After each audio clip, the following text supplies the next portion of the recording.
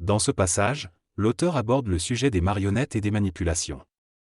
Il mentionne un exemple où quelqu'un, nommé Daniel, a vécu une expérience douloureuse causée par une manipulation. L'auteur compare ces manipulations à celles des dieux, affirmant que les exécutants des dieux sont responsables de la vie des individus. Ils expliquent qu'ils ne divulgueront pas immédiatement toutes les informations, car cela ne serait pas efficace. Ils soulignent l'importance de ne pas rationaliser son intuition et de ne pas expliquer ce qui s'est passé. Cependant, ils admettent qu'il peut y avoir des situations où certaines personnes peuvent expliquer les mécanismes de manipulation. L'auteur termine en soulignant que certains événements importants sont régis par des hiérarchies astrales ou cosmiques qui empêchent de comprendre leur véritable nature. L'électromagnétisme est une force qui fait partie de la relation entre différentes dimensions et qui permet la communication entre différentes structures atomiques. C'est une forme de communication qui envoie de l'information d'une source à un récepteur. Dans l'univers, il y a différentes forces fondamentales, dont la force gravitationnelle, la force électromagnétique, la force nucléaire forte et la force nucléaire faible. Au niveau de la psychologie, il existe des mécanismes similaires qui impliquent une autre force au niveau de l'astral. Cette force aura des incidences sur la structure énergétique des constituants intra-atomiques, engendrant ainsi des réactions reconnaissables par l'astrophysique ou la physique nucléaire, telles que l'électromagnétisme. Le changement se situe au niveau des quarks, qui sont les constituants intratomiques de l'électron. L'intérieur de l'âme de l'homme est constitué d'une enveloppe périsplitique, qui est essentiellement de l'énergie provenant de la structure intratomique du corps physique. Plus il y a d'énergie dans cette enveloppe, plus les constituants intratomiques, tels que les quarks, vibrent énergétiquement. Cependant, pour l'instant, il n'y a pas suffisamment d'énergie pour provoquer des mutations dans cette structure. Au niveau atomique, lorsque les électrons sont excités énergétiquement, ils ont tendance à changer d'orbital, ce qui entraîne une diminution de l'énergie dans l'atome. Si l'on retire de l'énergie de l'atome, les électrons redescendent à leur niveau initial, ce qui peut perturber les structures atomiques de l'homme et rendre le corps plus hypersensible. Pour concrétiser les mécanismes d'expression de l'homme, il a besoin d'énergie qu'il puise à travers les orbitales des électrons. Cependant, lorsque ces électrons redescendent à leur niveau initial, l'homme perd le contact avec ses sources d'énergie et devient moins subtil. La souffrance est le refus de l'ego d'accepter ce qui se passe dans le moment présent. Elle engendre une saturation de l'ego, qui se dépouille ensuite de ses énergies excédentaires pour nourrir le corps vital. L'excitation atomique peut engendrer des maladies et des déséquilibres dans le corps physique. En somme, la souffrance engendre une instabilité de l'ego, qui alimente le système atomique par le biais de l'énergie excédentaire. Cela peut affecter le corps physique et entraîner des troubles mentaux. Ce texte traite de la prise de conscience et de la souffrance qui peut résulter d'événements perturbants. Il mentionne que la souffrance n'entre pas par le chakra du cœur mais qu'elle s'exprime à travers ce chakra, nourrissant ainsi le monde astral. Les théos, des observateurs astraux, peuvent anticiper et influencer cette souffrance en ouvrant davantage les chakras pour se nourrir de l'énergie dégagée. Plus l'individu perd d'énergie et nourrit le monde astral, plus il est possédé par ces entités. L'astral prépare l'événement à venir pour créer une crise et faire monter l'individu plus haut dans la souffrance. Il est également mentionné que l'astral ne prévient pas directement l'individu, mais agit plutôt de manière à ce que l'individu en ait conscience. Une préparation adéquate de l'astral permet de stimuler davantage l'individu jusqu'à ce qu'il éclate complètement.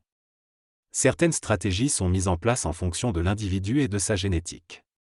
Finalement, il est évoqué le cas d'une personne engagée dans les scouts qui attendait avec impatience que ses fils les rejoignent, mais qui finit par être confronté à une situation difficile lorsqu'ils choisissent de se joindre à d'autres groupes de scouts. Dans cette anecdote, il est mentionné un homme qui avait une forte foi en Jésus et qui s'occupait notamment de mariage en country et aidait les gens. Cependant, 1 an plus tard, il est retrouvé vendant de la drogue aux jeunes, complètement transformé. L'auteur se demande ce qui s'est passé et explique qu'il y a généralement un égrégore, une entité ou une énergie collective, qui influence les individus. Cet égrégore peut exercer une certaine préparation et attirer des personnes vulnérables pour se nourrir. Il précise également qu'il est rare qu'une entité seule soit à l'origine de tels événements. Il explique que ces situations ne sont pas spécifiquement ciblées sur une personne en particulier, mais qu'elles résultent d'un karma collectif et que l'astral, le monde des énergies et des esprits, rassemble les individus les plus accessibles à cela. Il souligne l'importance du taux vibratoire de chaque individu et mentionne que même si quelqu'un Atteint un niveau de conscience élevé, il peut ne pas parvenir à se libérer à cause des parties inférieures de son être qui sont encore attachées à l'ego. Dans ce dessin en forme de U, l'ego se trouve dans le creux du U.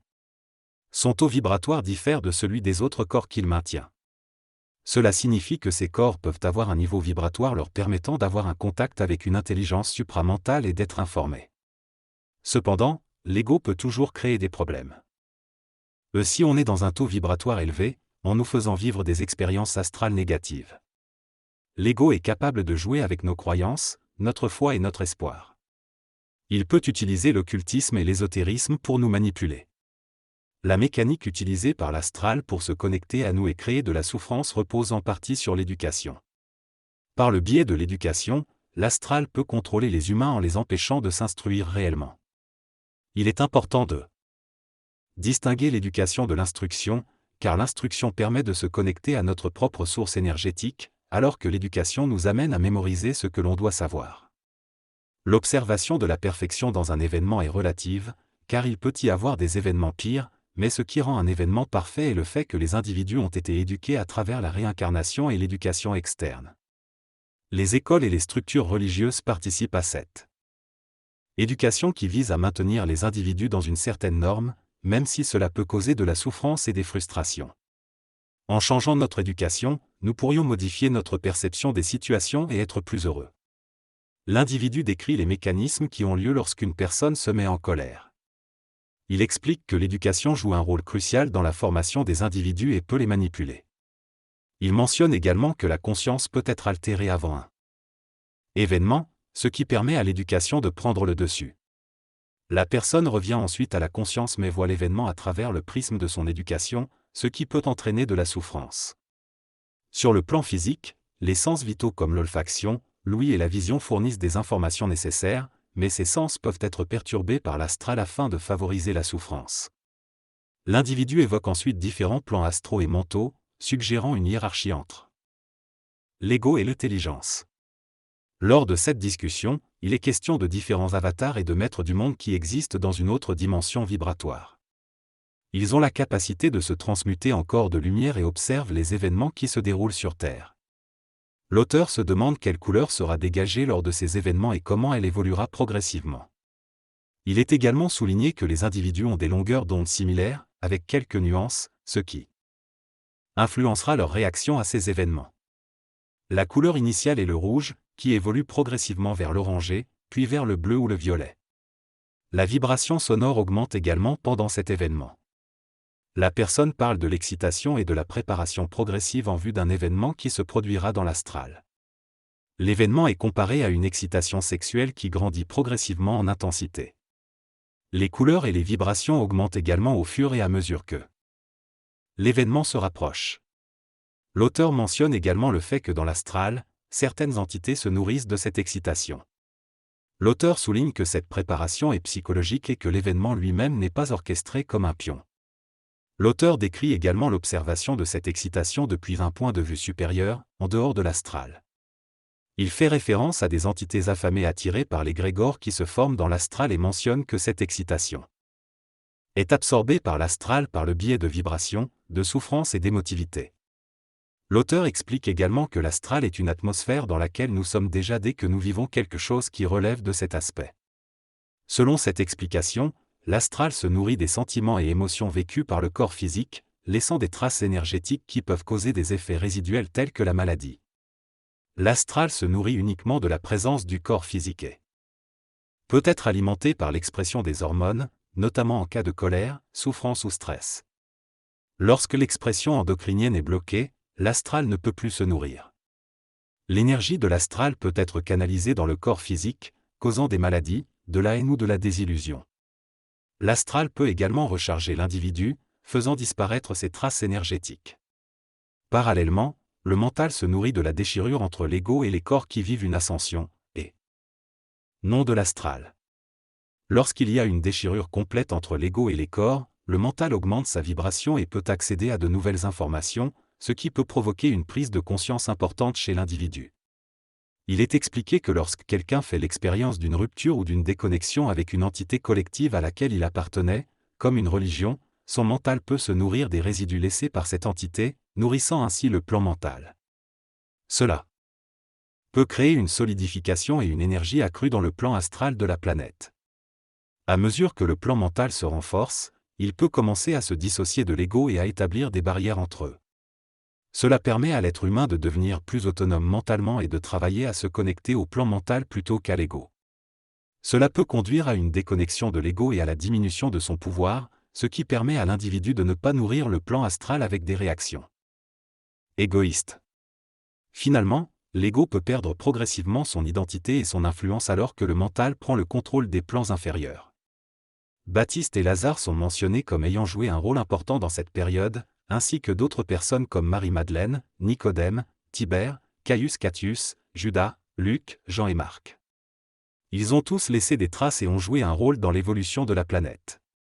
Lazare aurait été mandaté par Gabriel pour travailler pendant les 2000 ans suivants, mais il y aurait quelqu'un d'autre derrière Gabriel, dont on ne veut pas parler. Il y aurait une certaine panique et agitation dans les sphères célestes concernant l'information donnée ici. Dans ce discours incohérent, l'auteur semble parler de la nécessité pour les hiérarchies cosmiques de comprendre que l'humanité va surmonter les défis auxquels elle est confrontée. Il mentionne également l'importance de préserver la planète au maximum pour éviter une apocalypse alimentée par les ressources, mais demande en échange que les hiérarchies donnent à l'humanité tout ce dont elle a besoin. Il évoque un pacte caché dont il n'a pas plus de détails et admet que son discours est enregistré. Finalement, il termine en annonçant qu'il reviendra le mois prochain pour poursuivre la conversation.